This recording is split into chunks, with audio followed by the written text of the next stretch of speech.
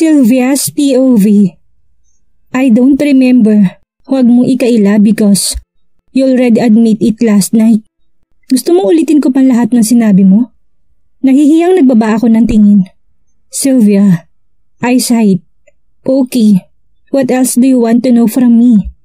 Wala nang dahilan para patuloy kong i-deny ang lahat. He seriously asked me again. Yes, tumingin ako sa kanya ng diretso.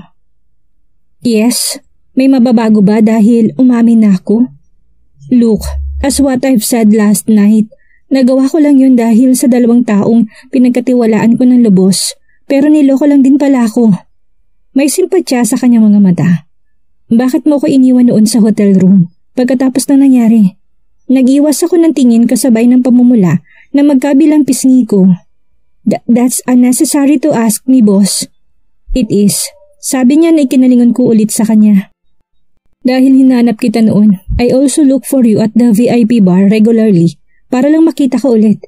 To the point na kumuha ako ng private investigator para lang malaman ko kung nasan ka. Pero ang hirap mo talagang hanapin. Kumunot ang noo ko. Anong dahilan mo? Bakit mo ko hinahanap? Dahil ba may nangyari or you're guilty?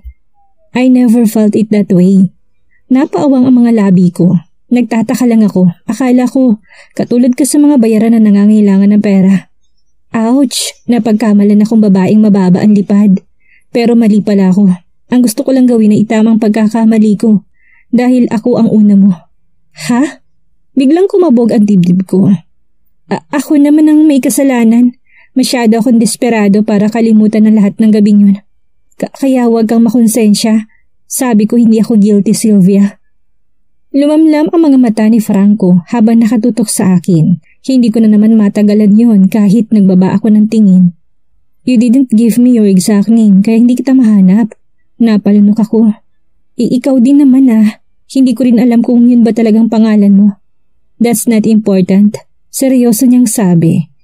I think I'm done here. Tapos na tayong mag-usap. I need to go now. Hahawiin ko na sana siya sa harap ko dahil wala na ako masabi pa. I also got confused with the stare. Tatayo na sana ako but he stopped me. Saan ka pupunta? Work at my table? Inirapan ko pa siya kahit binubundol na ako ng kaba. Padaan? No, umiling siya. Saka mabilis akong hinalikan sa mga labi. Boss, nagprotesta ako. No, pero tinuloy pa rin niya ang paghalik sa akin. Pareho kaming hinihingal nang pakawalan na niya ng tuluyan ang mga labi ko. We stared at each other.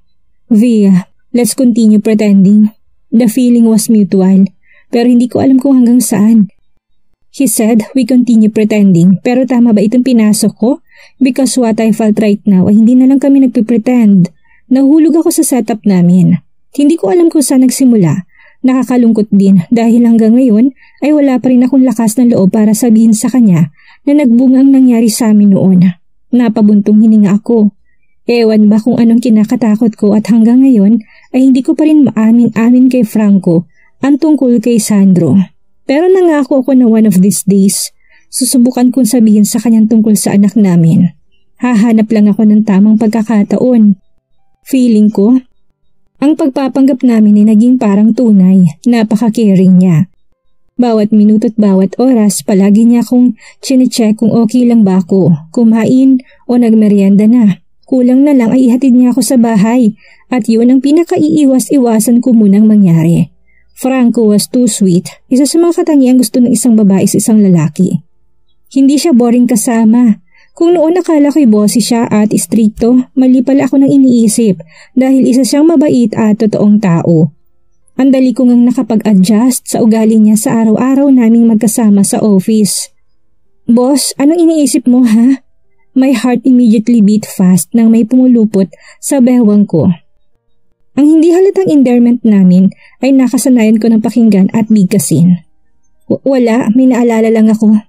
Hinawakan ko ang 2 braso ni Franco. Tapos na ba kayo mag-meeting? I softly asked. Yung totoo, nagpapanggap pa rin ba kami kung ganito araw-araw? May I know what's on your mind? O wala? Huwag mo na lang akong pansinin. Napasinghap ako ng ilapat niya ang mga labi sa lantad kong balikat. Boss, pangungulit niya. I'm not yet ready, sabi ko. Sabay buntong hininga. Not ready sa ano? Tumigil siya sa paghalik sa hubad kong balikat. Basta, humarap ako sa kanya at pinsil siya sa ilong. Nakakakaba naman kung ano yun. Nakakunot noon niyang sabi, You're so serious, boss. Parang gusto ko na talagang kabahan sa pananahimik mo minsan. I giggled. Isang CEO, kakabahan sa iniisip ko? You must be kidding me, Mr. CEO. I'm just human. A normal man nakakabahan din. Lalo na sa'yo. Bola? Nilagay ko mga kamay ko sa ilalim ng batok niya. Promise, sasabihin ko sa'yo sa tamang oras at sa tamang lugar. Okay? Hihintayin kita, sabi niya. Saka ako kinuyumos ng halik sa mga labi. We were both aware of our limitations. Hanggang pwedeng pigilan ay napipigilan kagad namin ang hindi dapat mangyari. Tulad na lang ngayon na mas lumalalim na ang mga halik niya. Boss, bahagya ko siyang pinigilan. Boss, kaya kitang panagutan, he protested. Hey, Mr. CEO, Franco Vergara, I chuckled while emphasizing his name. Wala sa plano yan, we're only just pretending, okay? Biglang sumikip ang dibdib ko. Ako talaga ha? Ako talagang apektado. Diyos ko naman, please help me to stop what I feel for him. Pinapaasa ko lang ang sarili ko sa maling bagay. He sighed deeply. You think nagpapanggap pa rin tayo? He asked me seriously. Mapait akong ngumiti at lumayo sa kanya. Oo naman, etong napag-usapan natin, hindi ba? I went to my table. Simula kasi nung naging okay na kami, ay sa loob na niya ako pinag-uupisina kahit ayoko sana. I'm hungry, boss. Iniba ko na lang ang usapan. Siya ay napubuntong hininga. Alam kong disappointed na naman siya. Tara, kain na tayo. Walang gana niyang sagot. Okay, kung ayaw mo ako na lang. I don't want to eat outside. Dito na lang tayo, sabi ko. Pero ang totoo, ayaw ko lang na paulit-ulit kaming pag-uusapan ng iba sa labas. Kapag nakita na naman kami magkadikit habang naglalakad sa hallway. Okay, let's order our lunch. Dito na lang tayo kumain. Thanks. Bumitaw ako sa pagkakayakap niya at inabot ang telepono. What do you want to eat, boss? Tanong ko habang nagdadayal. Ikaw, I raised my brow. Boss, I warned him. Pero ngumisil lang siya sa inagaw ang telepono sa kamay ko. Let me order our lunch. Just tell me what do you want for lunch. Sabi rin niya sa ibang version. Ikaw, he stopped smirking. Ang bahala. This time ako naman ang ngumisi at kumindat. Nang may baba na ni Franco ang telepono, kagad niya akong niyakap at pinanggigilang halikan. Don't play with me, boss. Kaya ko pa namang ibigay ang hiling mo. Umayos ka nga dyan, Franco. I pinched his nose. Pareho kaming natawa. Boss, iidlip muna ako sa sofa, pwede? Sabi niya, ikaw ang bahala. Ikaw naman ang boss dito. Come, pahinga na muna tayo. Hinila niya ako sa braso. No. May tatapusin pa akong trabaho. Take your nap alone at gigisingin na lang kita kapag dumating ng lunch natin. Sure, ayaw mo kong samahan? Tumango ako. Okay, dinampian niya ulit ako ng isa pang halik. Pagkatapos ay tinungo na niya ang couch at humiga. I was busy typing on my desktop. Working alone was not bad. Mas maigi para walang istorbo. Sinulyapan ko si Franco sa sofa habang nakahiga at nakapikit ang mga mata. Bakit ang gwapo mo, boss? Napaisip ako. Sylvia, tigilan mo yan at magtrabaho ka. Kontra ko kagad sa sarili. Napapailing na pinagpatuloy ko na lang ang naudlot kong trabaho kanina. Maya-may narinig akong kumatok sa likod ng pinto. Tumayo at pinagbuksan ko yon. I thought it was the delivery guy pero ibang nabuksan ko. Isang taong hindi ko inasahang makita ulit. Hindi pa rin pala siya sumusuko kahit nagpakilala na kami ni Franco bilang mag-boyfriend at girlfriend. She was really obsessed with him. Tinitigan ako ni Clara mula ulo hanggang paa. Ang sama na tingin niya sa akin kaya sinuklian ko rin siya ng masamang tingin. Ano kailangan mo? Guess what I need? Taas kilay niyang tanong. Wala ho akong oras para manghula. I didn't let her in. Sa labas ng pinto kami nag-usap. Ikaw ang kailangan ko. Ako? Tinuro ko pang sarili. Ano kailangan mo sa akin? Hindi na ako nagpapaligoy-ligoy pa. Tama, dahil nakakaistorbo ka na sa taong nagtatrabaho, matari ko na rin sabi. Kasi hanggang ngayon hindi ko pa rin nakakalimutan yung ginawa niyang iskandalo sa party ni na Conrad at Bianca. Antipatika ka rin pala, no? Pero sige, pagbibigyan kita. Tinas niyang kilay. Layuan mo ng fiancé ko, pautos niyang sabi. Boss ko siya, miss. At the same time, we're together. So tell me, bakit ka siya lalayuan? Mag-a-apply ka bang bagong sekretarya niya? Well, pwede. Kaya kung ako sa'yo, mag-resign ka na. Matari din niyang sabi. Kung wala ka nang sasabihin pa, pwede ka nang umalis dahil nakakaistorbo ka na talaga. I said, minimizing my voice dahil baka magising si Franco. At sino ka para paalisin ako dito sa opisina ng future husband ko? Kahit kailan naman siguro, hindi naging kayo, kaya huwag ka masyadong ambisyosa, miss. Sinamaan niya ako ng tingin. Well, gagawa ko ng paraan para maging akin lang siya. Sige, hindi naman masamang mag-try. Malay mo, wish granted ka sa pinagsasabi mo. Nimisehan ko siya at nakipagsukatan ulit ng masamang titig. Boss, nandyan na ba ang crew? Tanong na nasa loob. Nalimpungatan siguro sa ingay namin. Well, nandyan pala magiging asawa ko. Nagpumilit si Clarang pumasok kahit nakaharang ako sa pinto. She almost pushed me, pero magaling ako sa martial arts kaya kamuntikan na siyang masubsob sa sahig. You wish? She cursed. She continued struggling, kaya hinayaan ko na lang siyang puntahan si Franco sa loob. Dumiretso ito kay Franco na ngayon ay nakaupot nakapikit lang ang mata. She sat on his lap at sinabayan pa ng agarang halik sa mga labi. Iniiwas ko kagad ang mga mata. Hindi ko kayang tingnan ang pagtugon ni Franco sa halik niyang yun. Pero sutil ang mga mata ko at nilingon ko ulit ang dalawa. Napalunok ako. May tumama sa loob ng dibdib ko kaya ganun na lang ang sakit na nararamdaman ko. Tinugon niyang kanyang halik. Bigla siyang dumilat. Shit! Hi darling! They look sweet together. Masakit pala kapag harap-harapan ng ganitong tanawin. Even though I was just his pretend girlfriend. Anong ginagawa mo dito? Natataranta itong tumayo at nilayong sarili sa Clara na yon. Paying a visit to my future husband. Kampanting sabi ni Clara. Sumulya pa sa akin at bahagyang ngumisi. Get out, Clara. Nope. Bakit hindi mo maamin sa sarili mo at sa harap ng ilusyonadang babaeng ito na dapat matuloy ang kasal natin? Matuloy ang kasal? What does it mean? Kumunot ang noo ko. You're not welcome here. Out! Ayoko. Aalis lang ako kung kailan ko gusto. Lumingon si Clara sa akin. Bakit ayaw mo aminin sa babaeng ito nang malaman din niyang totoo at nang marunong siyang lumugar dito sa kumpanyang ito? Naguguluhan ako. May tinatago ba si Franco sa akin? May dapat ba akong malaman? Kinabahan ako bigla. Shut up! Kinaladkad niya si Clara palabas ng opisina pero hindi pa rin ito nagpaawat. Kung ayaw mo sabihin, well ako na lang magsasabi. Naguguluhan pa rin ako sa usapan nila. May kutob na ako na may tinatago talaga ang lalaking ito sa akin. My heart started to panic. Ikaw, turo ni Clara sa akin. Ikaw na babae ka. Huwag ka masyadong ilusyonada dahil kahit kailan hindi siya magiging sayo. He'll be mine soon. Our family is arranging our big wedding day by next month. Itutuloy ng kasal sa ayaw niya o sa gusto. At kung hindi man, shut up Clara! At kung hindi man, ano?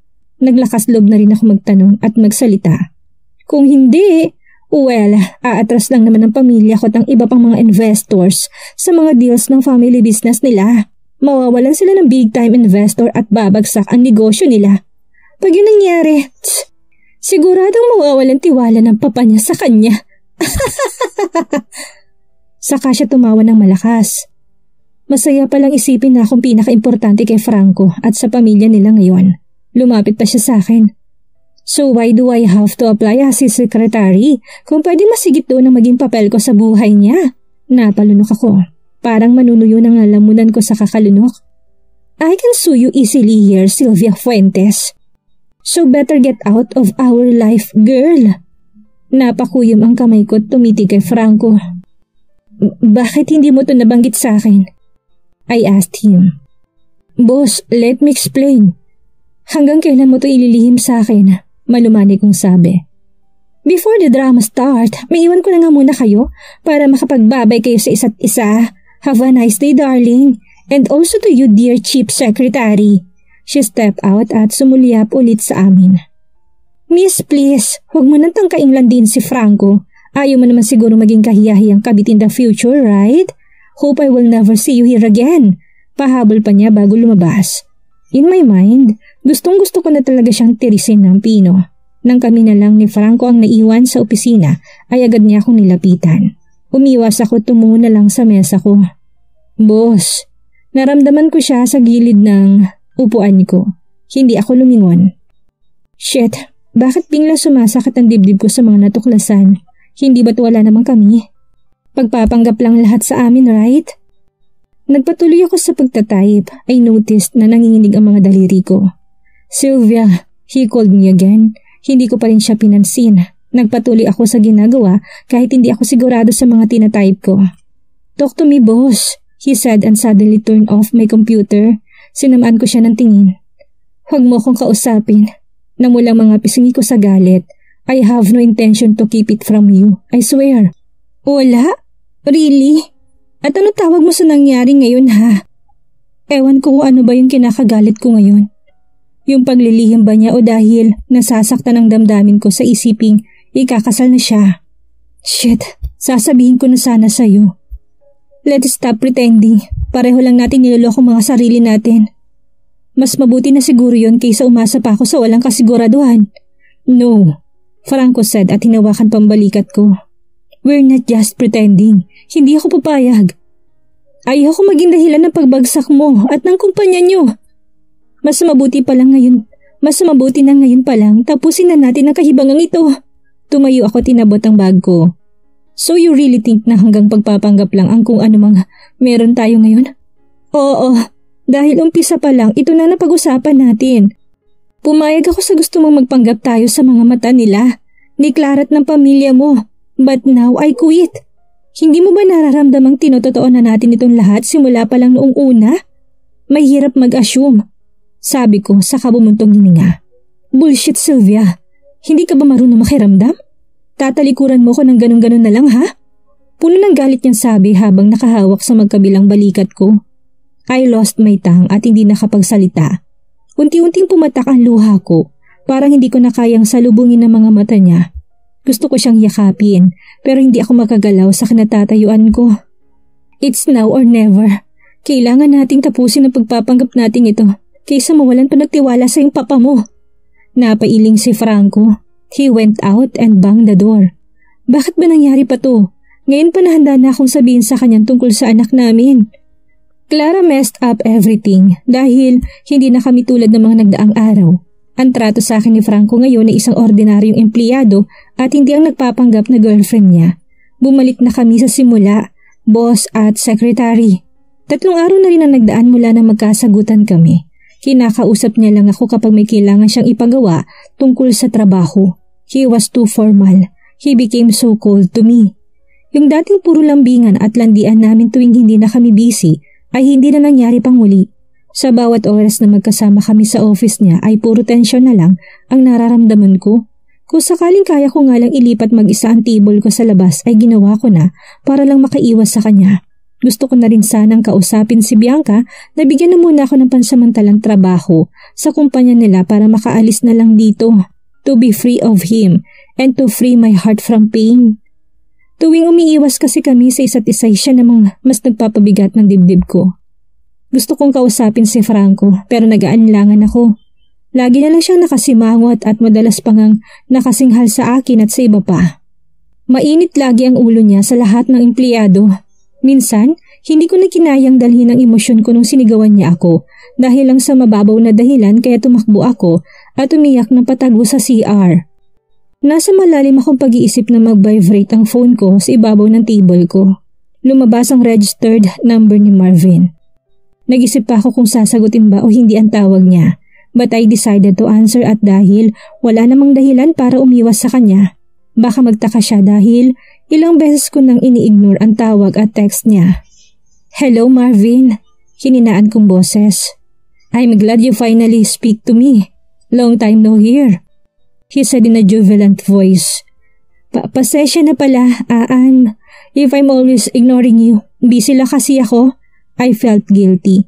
Anyway, ba't napatawag ka? Tumalikod ako ng bahagya sa direksyon ni Franco because I saw him staring at me in my peripheral vision. No, it's okay. I understand. Via, so how are you now? As usual, okay lang ako. Kahit hindi. Ikaw, okay ka lang din? Via, can I invite you for a dinner tonight? Birthday ko kasi. If you still remember, napaawa ang mga labi ko. Tama, ngayon palang birthday ni Marvin. How could I forget it? Ganun siguro kapag naka-move on ka na sa isang tao, kahit mga important details like birthday ay nakakalimutan na. Oh, happy birthday Marvin. Nasabi ko na lang na wala sa isip ko kung nasan ako ngayon. Thank you. So you are free tonight? Pag-iisipan ko muna, busy kasi ako eh. May magagalit na ba? Nabigla ako sa diretsyon tanong niya. Wala. I mean, busy lang talaga ako sa trabaho ko ngayon. Half-half na wala't oo ang gusto kong isagot, but I still didn't want to assume. Lalo na ngayon. So I think walang mali sa sagot ko. Kitang-kita kong pagsasalubong ng mga kilay ni Franco nang humarap ako sa table ko at nakatayo at nakatitig siya sa akin. Napalunok ako at ibinaling sa ibang direksyon ng mga mata. I'm glad to know that. Kailan ka pwede? Masiglang tanong niya. Iti-text na lang kita kung kailan ako pwede. Okay, asahan kong araw na yan. Sure, I said in a low voice. Ramdam na ramdam ko pa rin si Franco sa tabi ng mesa ko. Bye for now and happy birthday again. Enjoy your day. Pagkatapos ay kagad ko nang tinapos ang tawag. You're here to work, not to entertain your suitor or ex, Miss Fuentes. Now, I need this all tomorrow morning. Padabog na inilapag niya ang maraming papeles sa mesa. Finish it all. Hindi ka pwedeng umuwi hanggat hindi mo natatapos ang mga yan. Ang sama lalo ng mukha niyang nakatitig sa akin. Para bang gusto akong kainin ng buhay? Napalunok ako. Noted, sir. Iniiwas ko kagad ang tingin sa kanya at inabot ang mga papeles. He went back to his table again. Pwede namang tawagin ako? Required ba siyang lumapit sa akin para lang iutos to? And wait, why did he look so mad? Wala naman akong ginawang mali. Bahagya akong umirap sa kanya nang hindi siya nakatingin sa akin. I seriously did all my work. I didn't even notice the time and my surroundings. Naramdaman ko na lang na kumukulo ng tiyan ko sa gutom. When I look at my side clock, mag-aalas-tres na pala ng hapon. It was supposed to be my break time. Pero tulad kaninang 1 hour break ay wala pa rin akong ganang pumunta sa kantin. I only ate biscuits. Yun na lang din sigurong kakainin ko ngayon dahil kailangan ko talagang matapos agad ang lahat ng pinapagawa ni Franco. I didn't want to go home late. Naghihintay lagi sa akin si Sandro before his bedtime. Miss Fuentes, napangat ako ng mukha sa kanya. Order me some snacks, utos niya. Okay, nirit akong sagot. Pwede naman sanang siya na lang ang umorder. May telepono naman sa gilid ng mesa niya. Alam naman niyang busy ako. Kainis naman, nananadya talaga. As usual, I already knew his choice of foods for merienda. Kaya hindi ko na siya inabalang tanungin pa. Binaba ko kagad ang telepono na maka-order na ako. Why didn't you ask me kung anong gusto ko? Ayoko ng mga in-order mo, so cancel it at all. I sighed. Okay, it was my fault. Ay hindi ako dapat mainis. Pero, nanggigigil ang loob ko sa inis sa kanya nang abutin ko ulit ang telepono. Nakakainis. Sana siya na lang ang umorder ng snack niya. Kahit nakakahiya, kailangan ko pa rin i-cancel yun. Buti mabait yung nakausap ko, pumayag naman. Napapansin ko lang na parang malakas siya sa pizza parlor na tinatawagan ko sa iba pang restaurant. Siguro mga pag-aari niya mga yun o sa kaibigan niya. Magtatrabaho na sana ako when I already ordered his foods pero tinawag na naman niya ako. Will you get me a bottle of cold water? Hindi ako sumagot, sa halip ay nainis akong tumayo para sundin ang utos niya. Ang lapit-lapit ng mini ref sa kanya pero ako pa talagang inutusan. Sumusobra naman yata siya. All I knew was I was his secretary, not his personal maid. Pero dahil empleyado lang ako, sige pagbibigyan ko siya. Ibinagsak ko isang bottled water sa mesa dahil sa pagkainis ko. Are you mad at me? Nakita kong pagkunot ng noon ni Franco. Naramdaman siguro niyang pagkadisgusto ko sa utos niya. Hindi ho, sir. Pasensya na, medyo nadulas lang kasi sa kamay ko. Palusot ko sabay talikod. Pagkaupoy magsisimula sana ako muli sa ginagawa kanina, pero kapag minamalas ka nga naman tatayo na naman ako dahil may kumakatok sa pinto. It was probably the delivery boy. Pinapasok ko siya at pinalapag na lang sa mini center table ang mga pagkain. Then after that ay lumabas ulit ito. Before you take your seat, will you make me a cup of coffee? Napabuntong hininga ako at sinunod ulit siya kahit pa sobrang inis ko na. Anything else, sir? I asked when I was done with his coffee. Yes, wait. Kumunot ang noo ko habang nakatitig sa kanya. I would like to invite you here for a snack. I'm not hungry, sir. Kayo na lang ho. Maikling sagot ko. Kahit pang toto'y nagugutom na talaga ako. I insist, Miss Fuentes. Maring sabi niya. Thank you na lang ho, sir. Ayoko ho talagang kumain. Lalo na kung ikaw ang kaharap ko. Nagkibit ng mga balikat si Franco dahil hindi niya ako napilit kumain. I only had 1 hour and 30 minutes to finish the paperwork.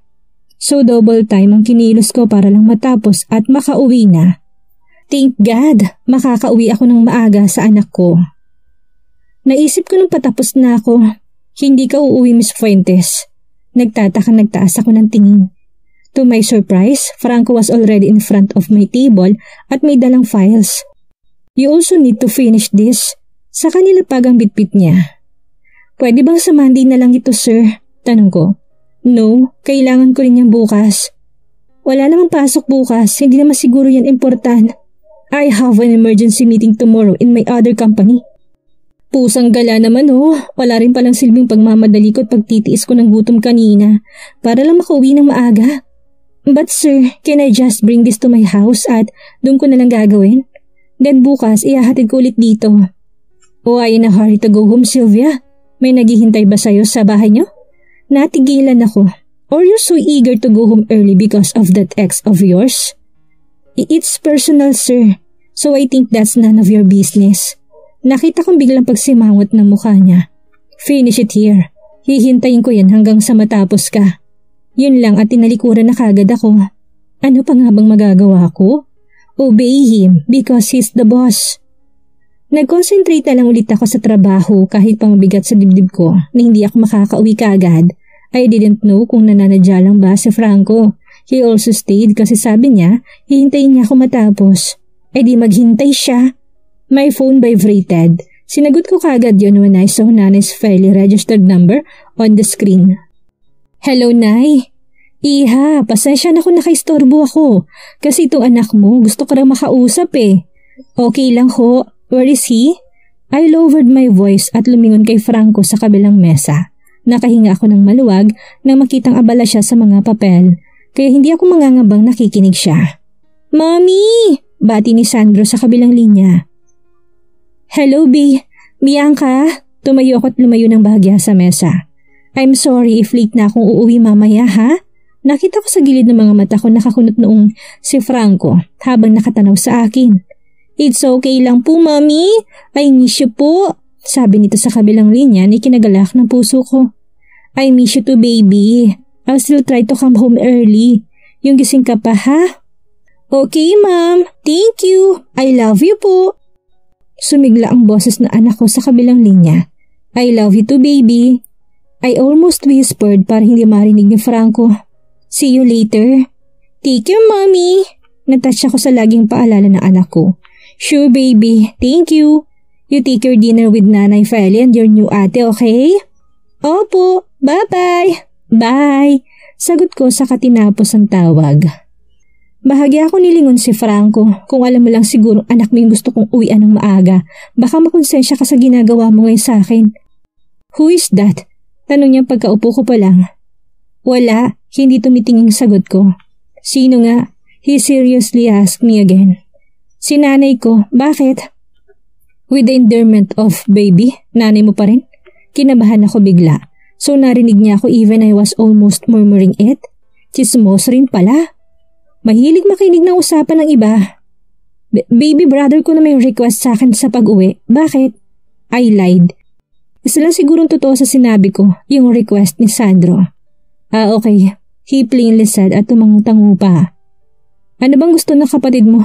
It's not important, sir. Really? Kailangan pa ba niyang malaman yun? Okay, I'll let you go home na. Minitin pa niyang sasabihin. But, what? Let's talk first. I gulp. He was serious at hindi ako sanay na makipagtitigan sa mga mata niyang sobrang lalim.